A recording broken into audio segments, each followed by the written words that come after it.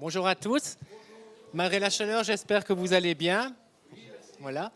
Et que vous allez profiter de ce message qui va parler en fait un peu pour nous tous, puisqu'on va parler du service en Église et de l'unité. D'accord? Alors, je vais peut-être donner le titre directement, comme ça, je n'oublierai pas de le faire. Le titre, ce sera donc un service durable pour bâtir l'Église dans l'unité. Nous allons parler aujourd'hui, en fait, sur le chapitre 3 de Corinthiens, de 1 Corinthiens. On va le survoler. On va peut-être pas tout lire d'une traite, du premier au dernier verset, puisque c'est très long, mais on va en fait lire par partie, et je vais prendre certains points, en fait, qui sont importants pour nous tous et qui sont importants pour la vie dans l'Église et pour le service. D'accord? Donc peut-être, Maria, tu peux afficher le tout début, oui. Juste une chose, oui, je remarque aussi qu'en fait l'assistance est beaucoup plus grande que forcément le mercredi, et donc ce ne sera pas toujours la même personne que je vais embêter au cas où. Et par contre, le côté gauche, voilà. Donc en fait dans Corinthiens, 1 Corinthiens 3, on nous parle en général, enfin globalement, du service en Église. D'ailleurs c'est souvent le titre qui est mis dans les Bibles, hein, pour le début de ce chapitre. Donc c'est le rôle des serviteurs de Dieu. Je pense que dans d'autres, enfin dans la plupart, on parle en fait du même intitulé. Paul donc, nous commence comme d'habitude par ses salutations. Pour moi, frères, ce n'est pas comme à des hommes spirituels que j'ai pu vous parler, mais comme à des hommes charnels, comme à des enfants en Christ. On va lire juste versets 1 à 3, et puis on va revenir dessus. Je vous ai donné du lait, non de la nourriture solide, car vous ne pouviez pas la supporter, et vous ne le pouvez pas même à présent, parce que vous êtes encore charnels. En effet, puisqu'il y a parmi vous de la jalousie et des disputes, n'êtes-vous pas charnels et ne marchez-vous pas selon l'homme? Quand l'un dit « moi je suis de Paul » et un autre « moi d'Apollos », n'êtes-vous pas des hommes? Donc Maria va arrêter ici, et tu peux peut-être laisser comme ça. Donc on a vu plusieurs points déjà là-dedans, dans cette introduction. Je vais peut-être un peu parler de l'église de Corinthe pour ceux qui peut-être ne connaissent pas ou qui ne savent pas l'arrière-plan. Donc c'est une église qui a été fondée par l'apôtre Paul lors de son deuxième voyage missionnaire. D'accord? Et c'est une église en fait dans laquelle il y a, je ne vais pas dire que ça ressemble à l'église aujourd'hui, hein, forcément, même si toutes les églises quand on parle dans la Bible on peut retrouver des points communs avec les églises actuelles, mais ici c'est un domaine où en fait ils vivaient dans une situation où il y avait un monde corrompu à l'extérieur et des personnes qui voulaient introduire des doctrines ou des enseignements ou des modes de vie en fait qui venaient de l'extérieur. Ce que Paul aussi reprend ici, c'est des sujets qu'on parle en général dans toute sa littérature, on va dire. Donc on reprend aussi qu'il y a deux choses importantes qu'on a vues dans le premier verset, qui sont importantes pour Paul, bien d'autres choses aussi. Hein. Donc il y a la sagesse humaine, qui est importante forcément, mais qui est un obstacle pour la foi. Donc c'est important dans le sens pour les membres de l'église de Corinthe, mais c'est un obstacle pour la foi et pour eux avancer dans la vie chrétienne, malheureusement. Et on a aussi, donc, d'un autre côté, la sagesse divine, qui, elle, ne peut être comprise que par des personnes qui ont reçu, en fait, le Saint-Esprit. On ne peut pas comprendre la sagesse divine si on n'est pas né de nouveau. Et donc, c'est cela qui va caractériser l'homme spirituel, on va dire, dont on parle ici. Donc, on a la sagesse humaine et l'homme humain, et la sagesse divine qui va caractériser l'homme spirituel. Et également, ce qu'on parle dans l'église de Corinthe, c'est que, comme on l'a déjà cité dans les premiers versets, c'est que la plupart, enfin beaucoup, ont un comportement charnel. On va voir ce qu'est charnel, parce que charnel, ça ne veut pas toujours dire qu'on va venir dans l'église et qu'on va commencer à se comporter comme dans le monde. Ça peut être beaucoup plus subtil, en fait. D'accord? Ce n'est pas spécialement qu'on va commencer à, je vais prendre un exemple, peut-être à faire des paris dans l'église ou commencer à dealer ou des choses comme ça. Voilà, ce n'est pas des choses aussi flagrantes, ça peut être des choses bien plus subtiles. Et malgré tout qu'ils se comportaient comme ça, donc ils avaient un point commun, c'est qu'ils étaient sauvés par la foi, heureusement. Donc ils étaient quand même convertis, sauvés par la foi, mais ils continuaient en fait de se laisser conduire par ce comportement charnel qui donc veut dire tout ce qui vient de l'extérieur et du monde, d'accord ? En même temps, l'apôtre Paul parle aussi déjà justement, c'est se laisser conduire de principes humains, pardon. Donc pour moi, c'est plutôt se laisser conduire par des principes humains, voilà. C'est bien plus précis comme ça. Et aussi au niveau donc, humain, l'apôtre Paul avait déjà aussi en quelque sorte, nous parle en général de 3 groupes de personnes. Pour lui, enfin, il y a des thèmes qui reviennent, il y aurait donc les Grecs, En parlant des Grecs, c'est plutôt les païens, donc c'est les personnes qui ne sont pas converties. Il y a aussi des juifs, un groupe de personnes qui revient souvent dans ces lettres. Et d'un autre côté, il y a des chrétiens. Donc ce sont les trois groupes de personnes, on va dire, je ne vais pas dire que Paul qualifie, mais qui différencient assez souvent. Et au niveau spirituel, il va aussi nous donner trois groupes de personnes. Attention que ces groupes de personnes ne correspondent pas à chaque fois aux premiers, aux Grecs, aux Juifs, etc. Donc chacun d'eux peut faire partie de ces groupes de personnes au niveau spirituel. Et alors il y a deux catégories principales, comme on a déjà vu, l'homme qui est spirituel et l'homme qui est charnel, d'accord? L'homme charnel, donc c'est celui qui est à l'état naturel et qui va vivre selon le monde, qui est livré à sa nature pécheresse et qui a ses pulsions naturelles et qui forcément n'est pas, on va dire, on peut caractériser comme quelqu'un qui n'est pas chrétien et n'est pas converti et n'a pas reçu le Saint-Esprit. Juste une petite remarque.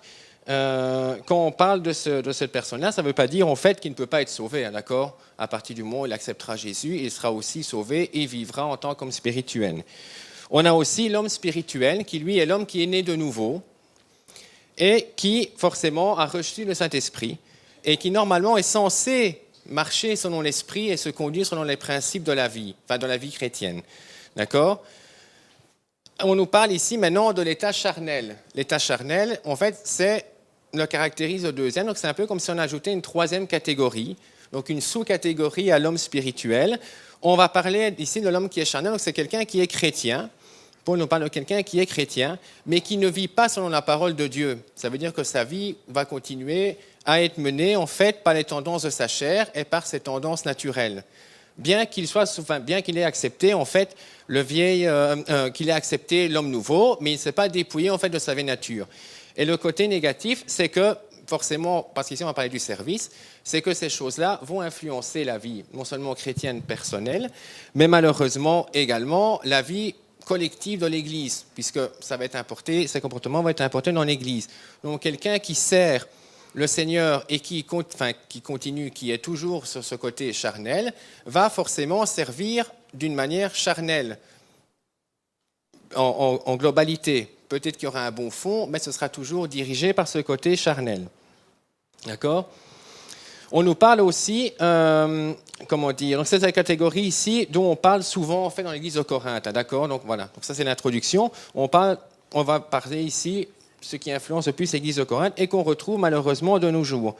Donc on a aussi, quand on parle de charnel, c'est aussi le fait d'être divisé en deux. Ça veut dire qu'on va d'un côté être né de nouveau, mais d'un autre côté, comme on fait toujours partie du monde, en fait, on est partagé, on est né nouveau, mais on n'avance pas.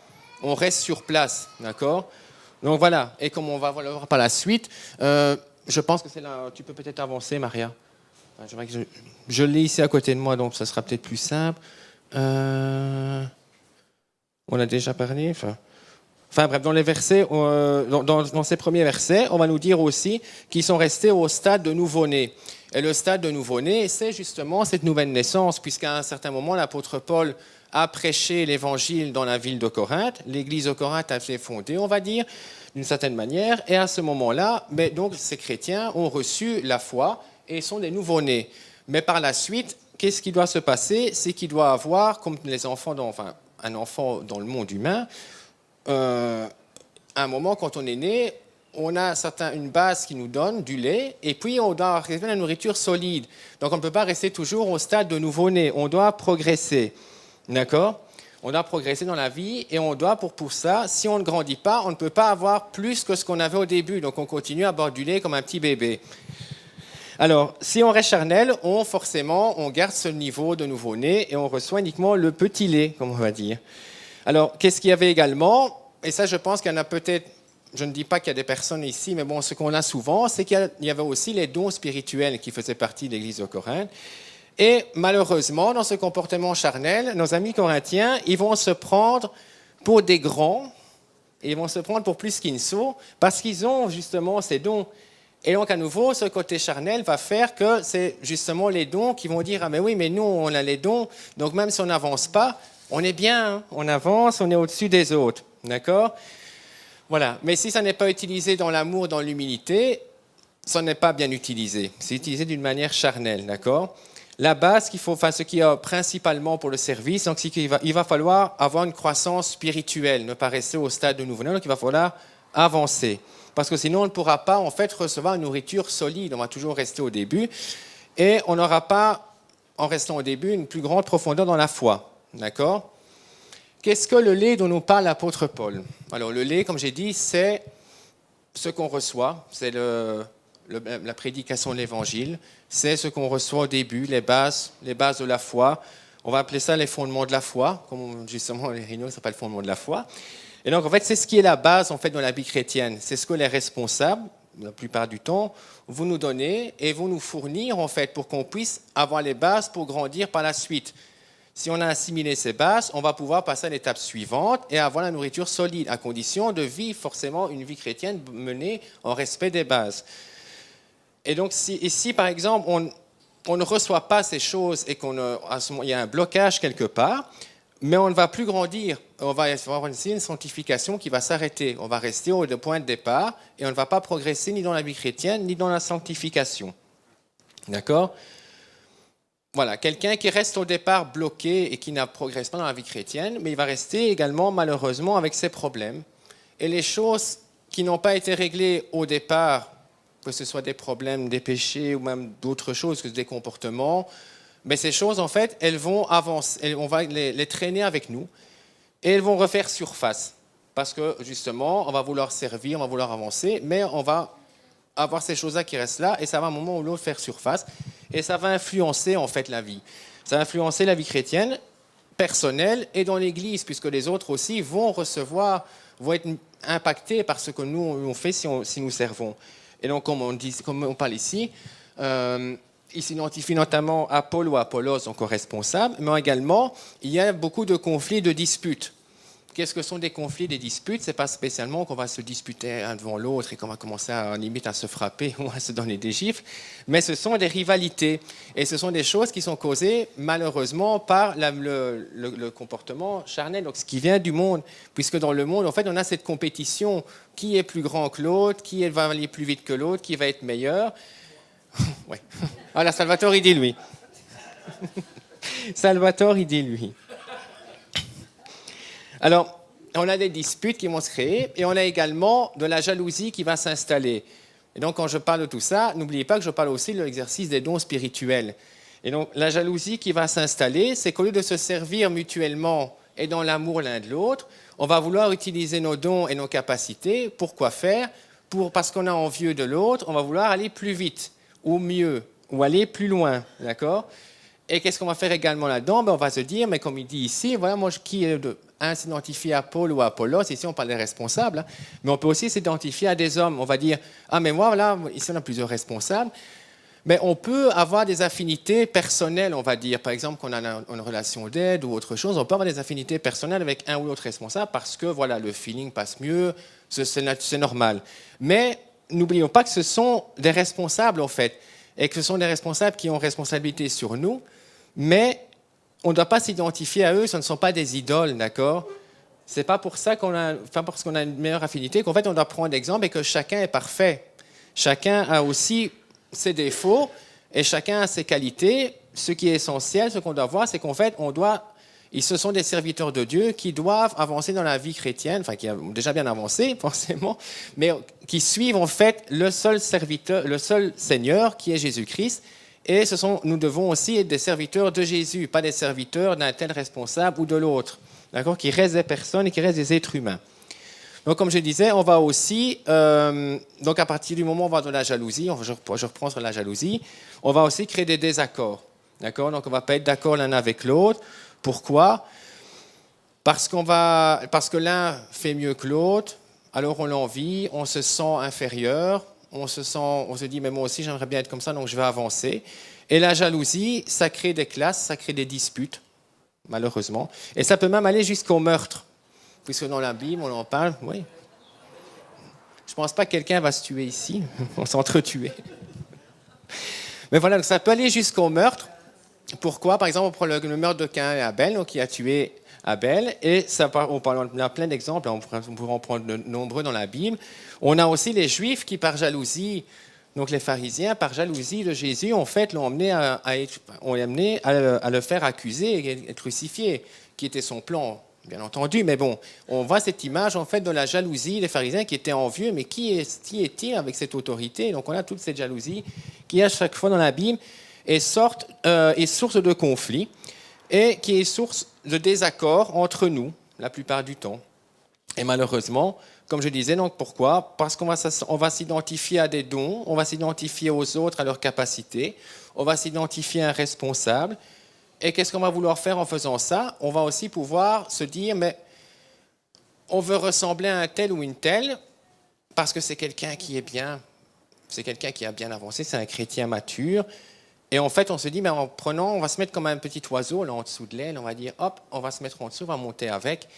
Pourquoi? Parce que ça vient nourrir quelque chose qu'on a en nous. On a cette aspiration de renommée, en fait.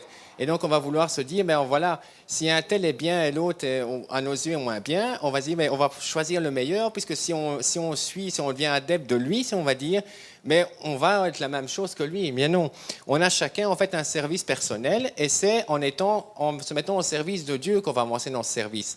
D'accord? C'est pas en s'identifiant à quelqu'un d'autre. Ce qui se passe aussi, c'est que parfois dans les églises, je ne pense pas que ce soit le cas ici, heureusement, il y a des responsables qui vont, eux-mêmes, essayer de créer des groupes. Donc, ils vont se dire, ils vont être contents parce que ça va glorifier, en fait, ça va glorifier leur aide personnelle, ça va glorifier leur égocentrisme. Et ils vont dire, mais voilà, c'est bien, donc je vais essayer d'avoir... Et voilà, ça va créer des divisions dans l'Église parce qu'un tel voudra avoir plus de chrétiens qui vont être, on va dire, fidèles. Hein, donc, ça devient un peu comme des gourous, même, je dirais, là-dedans, et qui vont ne suivre qu'à l'autre. D'accord? Et forcément, ça crée aussi des séparations dans les églises. Bon, ici, on a aussi des querelles qui sont créées dans ce cas-là. Mais aussi, on a, comme je disais, le cas du responsable qui attire des personnes à lui, et on a le cas du chrétien qui, en s'identifiant responsable, va justement créer des divisions entre eux, puisqu'ils vont dire, mais voilà, tu rejoindrais bien aussi la cause d'un tel ou une telle, parce que lui, il est mieux que l'autre, il a peut-être plus raison. Voilà. Attention qu'il faut aussi prendre avec des pincettes, dans le sens, parfois il y a des erreurs qu'on peut distinguer. Il y a parfois des faux enseignements, bon, je ne pense pas ici. Hein. Et donc, parfois, il y a des gens qui... C'est bien aussi d'avoir le discernement et de se dire, mais voilà, un tel, ben voilà, il faut pas... à ce moment-là, il ne faut pas écouter ce qu'il dit, puisque ce n'est pas juste. D'accord? Donc, attention de toujours bien avoir ce discernement aussi et de ne pas rejeter. D'accord? C'est un comportement, en fait, qui est, de fait des clans comme ça, opposé à la vie chrétienne, puisque nous sommes une église locale et nous sommes censés être unis. On ne devrait pas, en fait, se mettre en valeur les uns les autres. Alors, on va reprendre, je prends le micro un peu trop, là. On va passer au versets 4 et 5. Maria, où tu étais? Tu es déjà loin, là? Oui. Ah oui, donc moi, je vous ai dit, Apollos, n'êtes-vous pas des hommes? Et donc, quand on fait ça, on fait, avec cette attitude-là, on a aussi un autre point qui est charnel, c'est qu'on va élever certaines personnes au-dessus des autres. On va un peu glorifier l'un ou l'autre, mais en même temps, n'oubliez pas que quand on glorifie quelqu'un ou qu'on met quelqu'un au-dessus de l'autre, on va négliger quelqu'un d'autre. Puisque forcément, si quelqu'un est mieux, il y a toujours quelqu'un qui est moins bien. D'accord? Alors que nous, normalement, en fait, on fonctionne un peu comme des inconvertis, en fait, quand on fait comme ça. Puisqu'on on fonctionne un peu comme le monde, où on installe la compétition, qui va être le mieux, parce que qui va être moins bien, enfin, qui va servir mieux que l'autre, et forcément, il y en aura un qui sera moins bien. Donc, on a un peu cette compétition ici, et une conduite, en fait, qui ne tient pas compte des autres, qui n'a pas de respect pour les autres. D'accord? Ce n'est pas vraiment une obéissance à un commandement de Dieu, en fait, ni un exemple d'un disciple. Puisque suivre l'exemple du disciple du Seigneur, c'est justement servir les autres. On le voit dans la Bible. Hein. Qu'est-ce que Jésus nous a dit? Il nous a dit, à un moment, justement, il y avait parmi ses disciples qui disaient, oui, mais Seigneur, lequel sera le plus grand? Lequel d'entre nous est le plus grand? Et Jésus leur a dit, mais voilà, le plus grand, c'est celui qui sert, d'accord? Et non pas celui qui domine. Donc le but, c'est de servir, en fait, en étant disciple. C'est de servir les autres et de ne pas servir pour dominer les autres. D'accord? Servir pour être tous au même niveau et pas pour être un au-dessus de l'autre et un qui est meilleur que l'autre. Mais Jésus était lui-même celui qui servait au milieu de ses disciples. Hein? On en parle aussi. Ça va? Et ici, justement, ce que Paul faisait dire, c'est que Paul et Apollos, ils se disent, même s'ils voulaient faire passer le message, que même si les chrétiens de l'église de Corinthe s'identifiaient à l'un à l'autre, eux, avec humilité, nous disaient, mais en fait, ce ne sont que des hommes. Paul a semé, et Apollos, ça fait croître. D'accord? Donc l'un et l'autre, ce sont des serviteurs. Il y en a un qui a joué son rôle et l'autre a joué son rôle, le deuxième a joué son rôle aussi. Mais l'un et l'autre sont complémentaires dans le service. D'accord? Ce n'est pas parce que le premier n'a juste planté la graine, comme on va dire, qui a planté l'espérance de la foi, et que l'autre, lui, en fait, il va être enseignant, il va donner son enseignement, il va faire grandir, son rôle va durer plus longtemps. Arroser, oui. Il va arroser, et donc il va entretenir, on va dire, il va faire grandir en fait la semence qui a été plantée. C'est pas pour ça que son rôle, parce qu'il est plus long, est plus important que celui qui a juste planté la semence. Chacun a eu son rôle en fait dans cette histoire, d'accord? Et ce sont juste des serviteurs de Dieu en fait. Et chacun a une différence. Et nous aussi, nous avons chacun reçu des dons. Nous avons chacun des aptitudes qui sont différentes. Mais c'est pas pour ça qu'il y en a un don qui est plus grand que l'autre. C'est pas pour ça qu'il y a une aptitude qui est meilleure que l'autre. Mais justement, chaque don et chaque service, chaque aptitude que nous avons est différent. Pourquoi? Parce que pour construire l'Église, il faut forcément une multitude, il faut une diversité, et il faut qu'il y ait un peu de tout. D'accord? C'est pas parce que quelqu'un va prophétiser le dimanche ou tous les dimanches et donner des prophéties qui sont impeccables. Je ne vise personne. Voilà. C'est pas pour ça que cette personne-là, en fait, est plus grande que la personne qui, tous les lundis soirs, va venir sortir les poubelles. Je prends un exemple extrême, mais voilà. C'est pas pour ça que cette personne-là est plus grande. Chacun, en fait, a son rôle. Et ce qui est important, en fait, c'est d'être serviteur du Seigneur et des autres dans l'Église, d'accord? Et c'est pas parce qu'on a un rôle qui, pour nous semblerait petit. Justement, si notre rôle est pour nous petit, mais il est grand aux yeux du Seigneur, parce que c'est vers cela que nous aurons à rendre comme compte, parce que le Seigneur nous dira, mais qu'est-ce que tu as fait en fait de ce que je t'ai demandé de faire? Tu as fait tout ce que je ne t'ai pas demandé de faire, mais là où je voulais que tu sois, là où je voulais que tu grandisses, tu n'étais pas, malheureusement. Mais ça, ce sera des choses en fait qui seront, on va voir à la fin, qui seront jugées en fait à la fin pour notre service que nous avons nos œuvres. Et quand je parle d'œuvres, ce n'est pas des œuvres que l'on fait de nous-mêmes, d'accord? Donc, c'est des œuvres dans le service. Ça va? Je vois l'heure, alors je me dis, je vais essayer de ne pas trop... Voilà, alors il reprend ici, comme disait Salvatore, Paul a planté par sa prédication. Donc, lui, ce qu'il a fait, c'est qu'il a, dans ce cas-ci, amené la foi chez les... Voilà, donc c'est un peu le rôle d'évangéliste, on va dire, hein. Enfin les fondateurs de l'Église aussi, mais bon, ici, il a joué son rôle d'évangéliste, il a fait la prédication de l'Évangile, et les Corinthiens, les membres de l'Église, se sont convertis, et la base de la foi était là.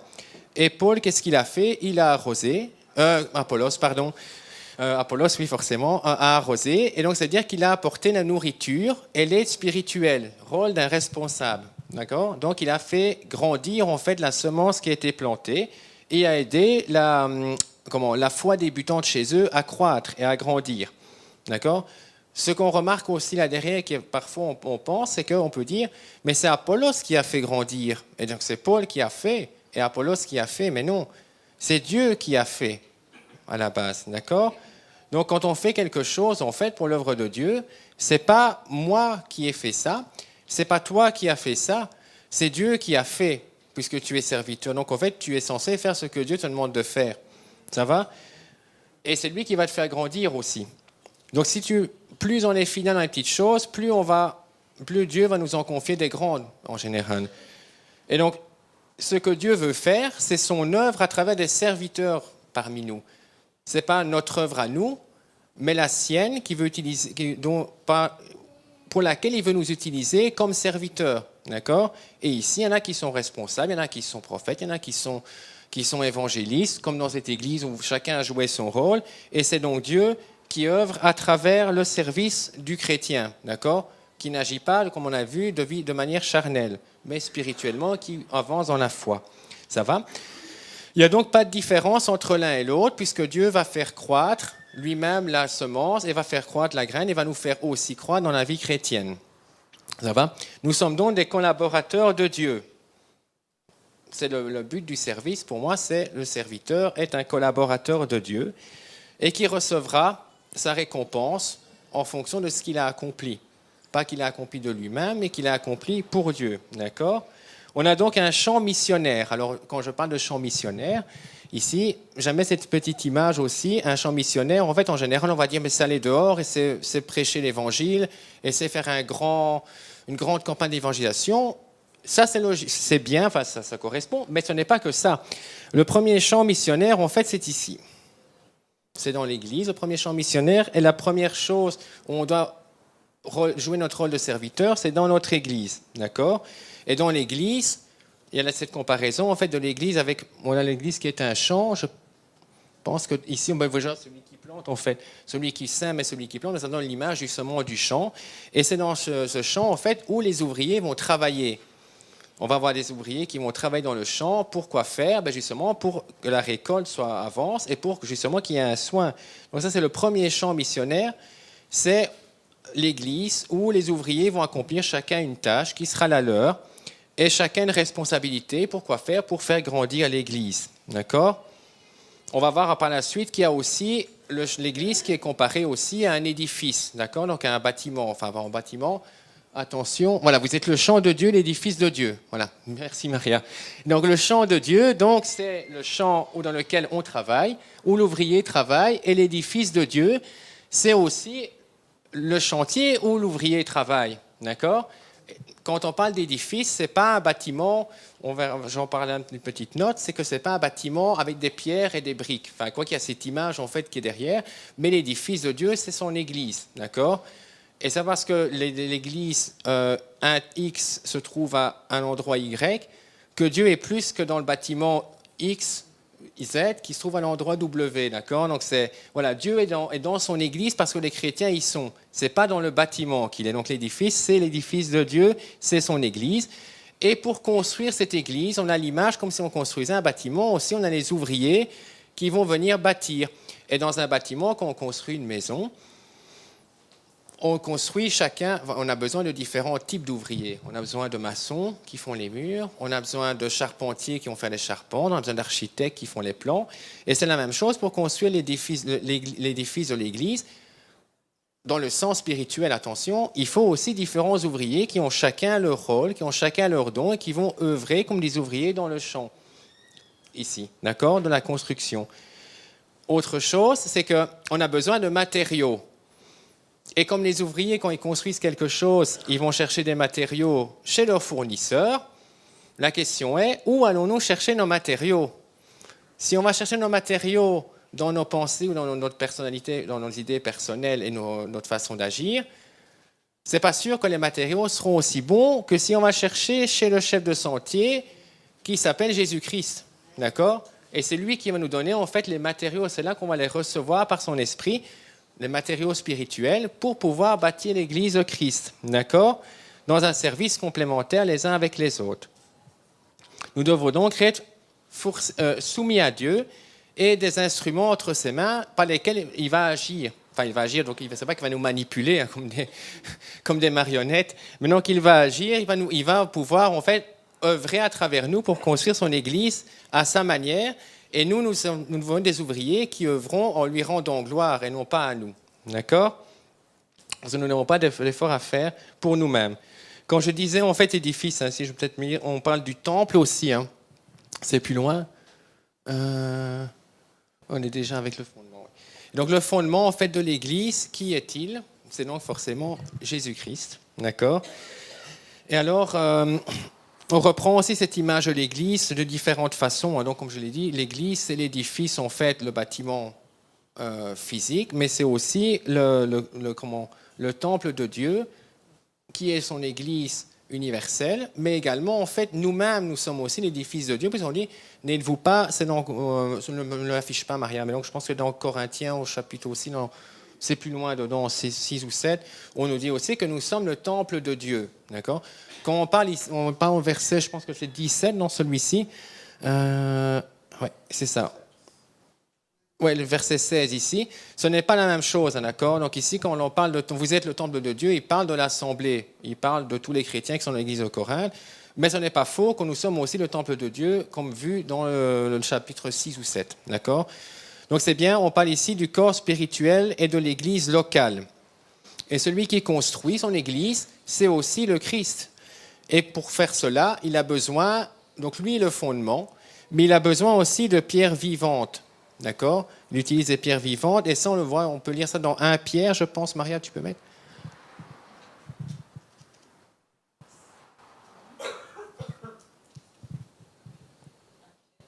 1 Pierre 2, chapitre 2, verset 5.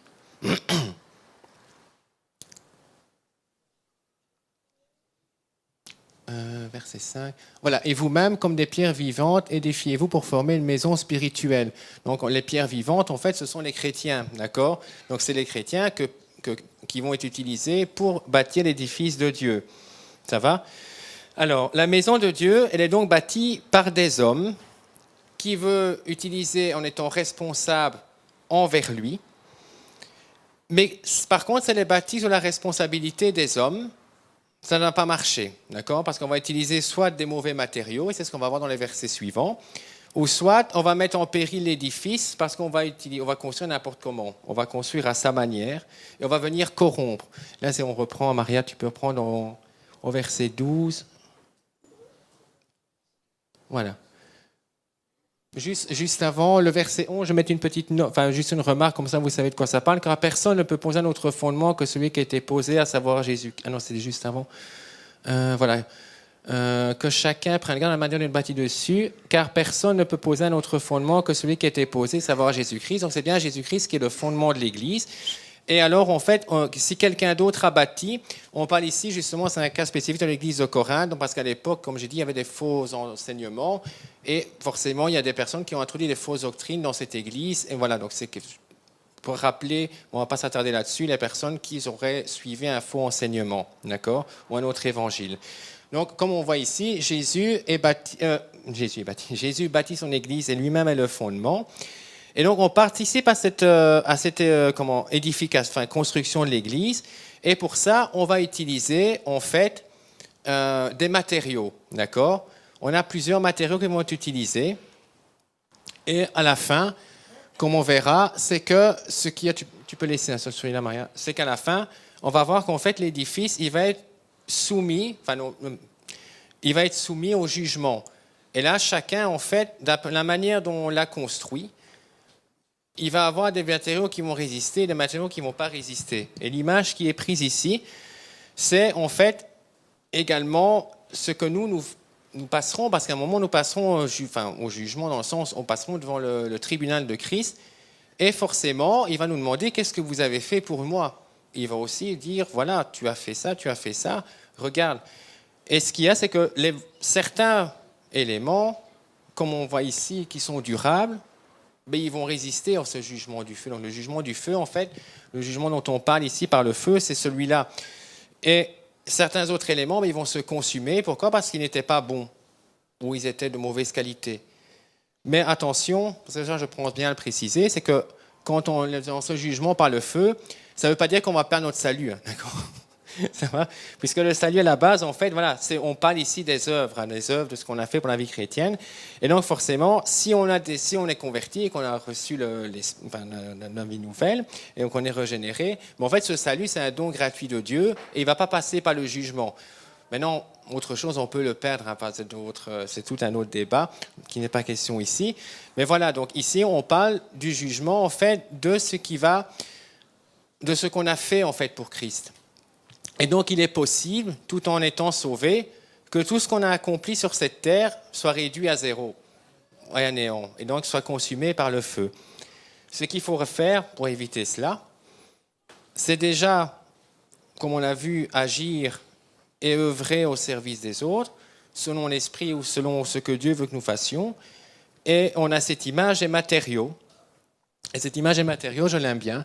Parce qu'on a l'image de quelqu'un qui bâtit donc sur le fondement, donc sur Christ, avec de l'or, de l'argent ou des pierres précieuses, ou du bois, du foin, du chaume. Du foin. C'est quelle traduction? Mais c'est celle-là, c'est la même, du foin. Alors...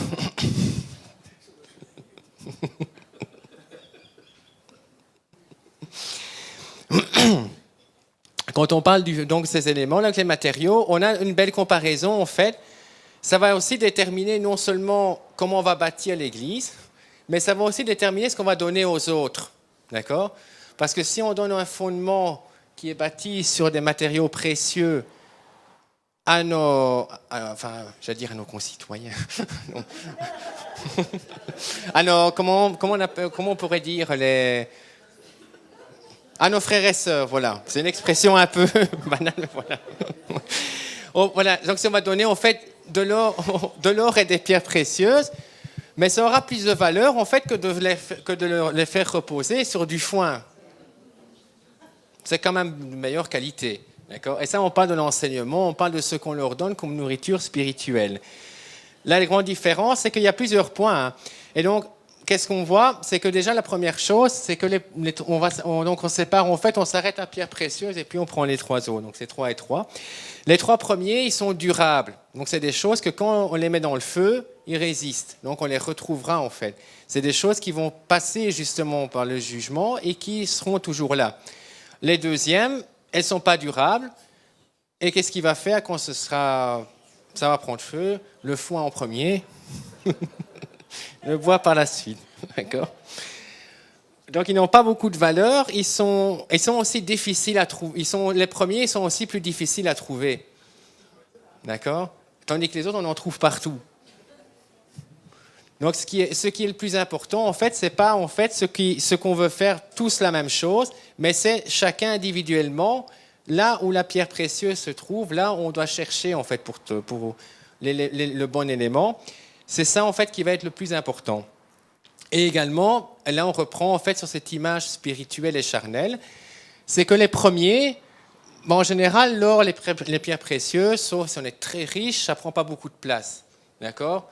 Donc, si on prend l'exemple ici, ça, c'est l'or. Et si on prend le foin, bien, on va en avoir autant que toute l'estrade. D'accord? Quand quelqu'un rentre, il ne va pas voir le téléphone posé sur le pupitre en premier. Il va voir tout ce qui est derrière. Et en général, c'est ça. Ce qui est de moins bonne qualité, ben, en fait, ça gonfle très vite. Il y en a partout, c'est courant. Mais ce n'est pas de bonne qualité, d'accord? Et c'est là-dessus qu'on a. Et par contre, ce que Dieu recherche, en fait, c'est ce qui est plus difficile à voir et ce qui est de meilleure qualité, d'accord? Donc, il faut vraiment aller chercher, en fait. Oui, il faut aller chercher, en fait. Il faut qu'on soit formé et forgé pour être des éléments résistants et qui vont, en fait, être là, même si on ne les voit pas directement, mais c'est là qu'il va falloir œuvrer, c'est là qu'on va, en fait, grandir, d'accord? Et donc la qualité, c'est donc d'avoir un bon enseignement, mais pas seulement. C'est d'avoir une vie chrétienne saine, en progressant dans la foi. C'est d'avoir aussi un bon service, donc dans notre ministère, selon la volonté de Dieu, et qui est basé en fait sur Christ, et pas sur des hommes. D'accord? Et ça, c'est pas toujours visible. Et donc c'est rechercher, comme on dirait, la pierre précieuse, le trésor que Dieu va approuver. D'accord? Tandis qu'en fait, le bois, la paille, donc c'est ce qui n'est pas durable, donc c'est tout ce qu'on peut avoir, c'est tout ce qui est fait par des chrétiens charnels. Tout ce qui est faible et qui, en fait, va être consumé par le feu parce que ça ne vient pas de Dieu, d'accord? Et comme je disais, donc c'est souvent visible. Et pourquoi? Parce que souvent, ce que ça fait, ça ne résiste pas. C'est parce que ça va venir satisfaire, en fait, des œuvres que nous, on voudrait faire. Et donc, on a envie de se faire voir. Mais on est en fait comme de la paille, puisqu'on est bien, on est grand, enfin, on peut être grand hein, physiquement, mais c'est visible, mais en fait, c'est comme de la paille, ça brûle très vite, d'accord? Et dans l'ancien endroit, je pense que c'est dans Romains, où on nous dit de tels hommes qui emportent de fausses doctrines, enfin, qui de faux enseignements, ou qui induisent les fidèles sur la mauvaise voie. Voilà, en fait, ils ne servent pas Christ, ils servent eux-mêmes, ils servent leur propre ventre. C'est dans Romains, je pense, chapitre, c'est dans les derniers chapitres. Et alors, nous serons aussi, comme on l'a vu, évalués par Dieu. Et là, on va arriver, Maria, sur la partie où on voit le jugement. Voilà. Car un jour, donc c'est l'œuvre de chacun sera manifestée, car le jour la fera connaître parce qu'elle se révélera dans le feu, et le feu éprouvera ce qu'est l'œuvre de chacun. Si l'œuvre bâtie par quelqu'un sur le fondement, donc sur Christ, subsiste, il recevra une récompense. Et s'il est consumé, elle perdra sa récompense pour lui. Il sera sauvé, mais comme à travers du feu. Donc, comme tantôt, justement, le tison retiré du feu, c'est un peu comme ça. Donc, on sera sauvé, mais sans tout le reste, tout ce qu'on a fait sera perdu, en fait. D'accord? Pourquoi? Parce que ce sera considéré comme vain. Par contre, si nous vivons selon ce que Dieu nous a confié, nous recevrons forcément notre récompense puisque nous avons œuvré pour l'œuvre de Dieu et pas pour nous-mêmes. La question est donc, que voulons-nous faire dans notre service? Voulons-nous satisfaire nos aspirations charnelles et nos besoins en fait personnels en vivant selon le monde, ou est-ce qu'on veut avancer, est-ce qu'on veut faire avancer l'Église et l'œuvre de Dieu, même si parfois ce n'est pas visible comme une grande botte de foin et que c'est juste ce qu'on fait, mais c'est une petite pépite en fait, c'est une petite pierre précieuse qui est difficile à voir, mais qui en fait agit pour l'œuvre de Dieu, d'accord? Et on retrouve ici, parce qu'on parle donc celui qui recevra sa récompense, en fait, il y a aussi cette image des 3 types de personnes en fait qu'on avait vu au début, hein, quand on parle du feu qui est derrière. En fait, donc justement, au jugement de Christ, on va retrouver les 3 types de personnes. Donc, il y aura les personnes qui ont refusé la foi, donc les hommes charnels, enfin l'homme naturel, pardon. Et cet homme naturel, en fait, qui a refusé la foi, devant le tribunal de Christ, même en fait, il a refusé l'œuvre de Christ. Donc, lui sera carrément perdu, passera par le feu aussi. Mais les 2 autres types vont aussi passer par le feu. Et donc, l'homme qui est spirituel et qui a suivi Christ va quand même être sauvé et recevra une récompense. Et la 3e type, donc celui qui est spirituel mais qui vit de manière charnelle, il sera sauvé, mais il n'aura pas de récompense puisque ses œuvres en fait seront brûlées, d'accord? Voilà, donc ce sera des œuvres qui seront vaines, comme on l'a dit. Qu'est-ce qu'on doit faire dans notre vie? Donc c'est le servir en tant que serviteur fidèle. Et à chaque fois, penser que ce qu'on va faire, ce n'est pas pour nous, mais c'est pour l'Église, d'accord? Et ce qu'on doit viser là-dedans, c'est pas penser à la récompense qu'on aura dans les cieux, d'accord? C'est que cette récompense, on la méritera parce que justement, on a été un cadeau et une pierre précieuse pour les fidèles qui sont avec nous, donc nos frères et sœurs, et pour l'édification de l'Église. Notre service doit être basé là-dessus. Ça va? Alors, je vais terminer par parce que je vois l'heure, donc je vais terminer. Je vais essayer de faire une conclusion. Et donc, on va parler les derniers versets, Maria. Alors, qu'est-ce qu'on peut faire notamment? C'est, en grande ligne, c'est, comme on a dit, ne pas agir selon la sagesse du monde. C'est une des premières choses qui est citée. Parce que la sagesse du monde, en fait, c'est quelque chose qui influence notre vie et qui va influencer notre vie chrétienne. La sagesse du monde, ce n'est pas spécialement de la philosophie, mais c'est aussi des manières de vivre. D'accord? Donc, c'est comme on l'a vu tout au début. C'est la concurrence, qui est plus grand que l'autre. C'est qui va avoir plus que l'autre, qui va aller plus vite, qui va être plus intelligent ou moins intelligent ou plus grand que l'autre, d'accord? Donc, c'est toutes des valeurs, en fait, qui sont derrière. La sagesse, ce n'est pas uniquement la philosophie, ce sont des valeurs aussi que le monde implique et qu'on va venir, en étant charnel, introduire dans notre vie chrétienne et dans l'Église. Et donc, le service va ressembler, en fait, à une société qui fonctionne par le profit ou qui fonctionnera mieux que l'autre, d'accord? Ce n'est pas vraiment ça, en fait, la manière dont fonctionne l'Église de Christ, d'accord? Parce que qui est derrière toutes ces valeurs? C'est important de le dire. Qui est derrière les valeurs qui circulent dans le monde? N'oublions pas qu'en fait, le prince du monde, forcément, c'est Satan, comme on nous dit dans Éphésiens. Et donc, toutes ces valeurs, c'est lui qui les dirige. Et ce qu'on fait, c'est qu'en fait, on vient mettre ses œuvres, en fait. On vient essayer de mettre sa manière de fonctionnement derrière notre service si on fonctionne de manière charnelle dans notre service. Ça va? On devrait aussi ne pas rechercher notre succès personnel, ni notre gloire personnelle, d'accord? Quelles sont nos aspirations et quels sont nos buts? Mais la première chose qu'on doit faire, c'est se dépouiller de ce succès et se dépouiller, en fait, de notre propre égocentrisme, on va dire, d'accord? Parce que ce n'est pas nous qui doit nous faire valoir, mais c'est Christ qu'on doit faire valoir à travers nous, d'accord? Ce n'est pas nous qu'on doit voir, mais Christ à travers nous. Et pour ça, comme on se dit, justement, se dépouiller et ne pas fonctionner d'une manière que pour les gens du monde, c'est pour ça qu'on nous dit c'est de la folie, je crois que c'est dans les derniers versets, on nous dit c'est de la folie aux yeux du monde. Pourquoi? Parce qu'ils ne peuvent pas vivre d'une telle manière. Pour eux, c'est pas normal, donc c'est déjà être fou, en fait, de vivre d'une manière qui n'est pas conforme à la manière dont fonctionne le monde. Et voilà, c'est pour ça que c'est vraiment très difficile, en fait. C'est difficile non seulement d'un point de vue personnel, mais encore plus globalement, puisqu'on a souvent, si on ne suit pas tout à fait et qu'on n'est pas parfois à l'écoute, il y a des petites choses subtiles qui vont venir nous faire, et ça repart directement, et on risque d'entraîner des autres avec nous, d'accord? Donc la sagesse du monde, elle va aussi, parce que comme je disais, c'est subtil, puisqu'elle va essayer de nous aveugler et de rendre l'œuvre de Christ, invisible pour nous, puisqu'elle va vouloir nous faire tomber et nous remettre d'une certaine manière dans la voie du monde et faire tomber son Église. Une des dernières choses aussi, c'est ne pas se glorifier dans les hommes, comme on a vu des responsables, mais aussi je vais coupler la dernière idée, où on fait ne pas prendre des personnes comme modèle. Donc on peut très bien avoir, on fait ça souvent, on voit des grands évangélistes ou des grands hommes de Dieu, et en fait ce qu'on a, c'est qu'on les idolâtre un petit peu, hein. On dit voilà, et en fait ce qu'on veut faire, ce qu'ils ont fait, c'est pas que c'est mauvais, mais ce n'est pas spécialement que ce qu'on nous doit faire, même si on a le même appel, c'est la même chose. D'accord ? Chacun a son projet que Dieu a pour lui.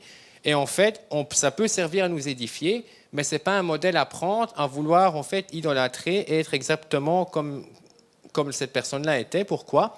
Parce que la gloire, en fait, elle ne leur appartient pas à eux, mais à ce que Christ a fait à travers eux. Et donc là, ce qu'on doit voir, c'est l'œuvre qu'ils ont faite pour Christ et ce qui est bon, mais pas la personne en elle-même, d'accord, qui doit servir de modèle pour nous. Et on doit également aussi, comme on a dit, les dons, ils ne doivent pas être rejetés, mais ils doivent être utilisés en fait pour faire grandir l'Église.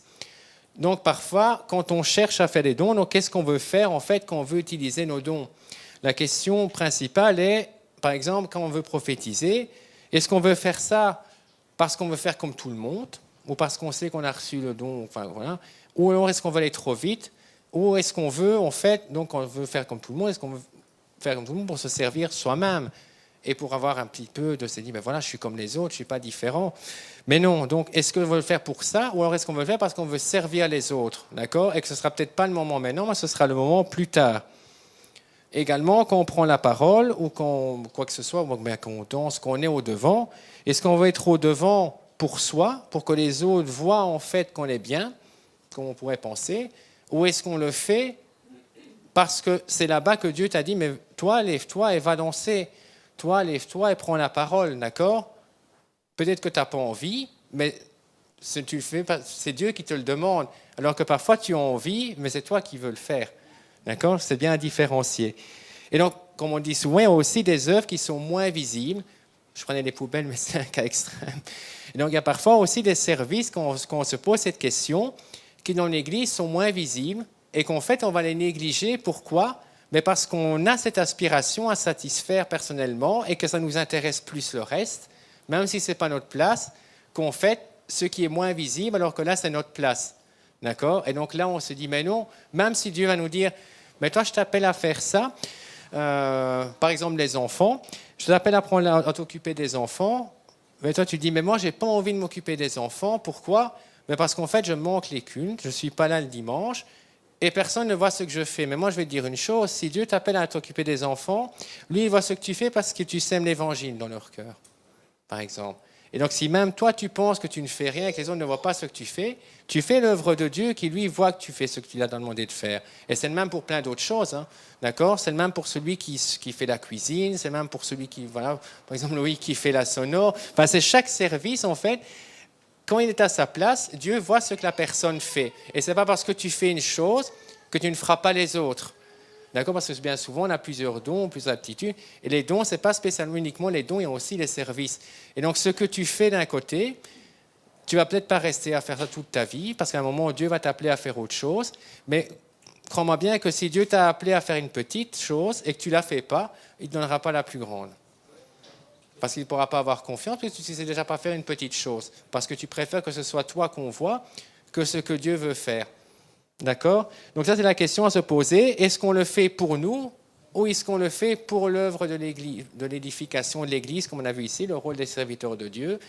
D'accord ? Est-ce qu'on le fait pour se servir nous ou le service de l'Église ? D'accord ? Et n'oublions pas, donc je vais terminer là-dessus, que comme on appartient à Christ, en fait, on est aussi, j'aimais cette image, on est aussi des esclaves de Christ en étant serviteurs de Christ. Et c'est ce on a parlé justement dans le Conseil de Dieu un jour, une image que j'aimais bien, c'est qu'on a été rachetés par Dieu. On a été rachetés à grand prix comme des esclaves. Et ce qui faisait, en fait, cette image, justement, ça parlait à la période, puisque c'était l'Empire romain. Et quand on nous dit qu'un esclave est racheté, il hérite forcément, dans cette époque-là, il hérite des mêmes bénéfices que son père. Et quand Dieu, pour eux, donc justement, a affranchi un esclave, ben, ça veut dire qu'en fait, on devient héritier avec lui. Puisque c'est lui qui a, d'accord, dans l'Empire romain, en fait, celui qui a franchissait un esclave, en fait, était aussi légalement quelqu'un qui était héritier avec lui, comme si c'était un enfant adopté, d'accord, mais qui avait le même héritage. Et justement, cette image qu'on est esclave de Christ, mais ça veut dire qu'on bénéficie de tout l'héritage qu'il nous a acquis, toutes les bénédictions de Dieu, mais en même temps, n'oublions pas une chose, c'est qu'on est esclave de Christ. Ça ne veut pas dire qu'on est des esclaves qui doivent subir mal. Mais justement, c'est bien d'être esclave de Christ, puisque ce qu'il veut nous faire faire, c'est le servir. Et ce service qu'il veut nous faire faire, c'est pour notre bien, d'accord? Pour notre bien ici, et aussi pour son Église, mais aussi pour ce qu'on recevra dans la vie future, dans la vie, dans notre nouvelle vie. Donc, être esclave de Christ, c'est aussi le servir, d'accord? Tout en étant son héritier. Voilà, donc je vais terminer là-dessus. Et donc, voilà, je pense que si jamais quelqu'un a des questions, qui n'hésite pas à se lancer dans son service.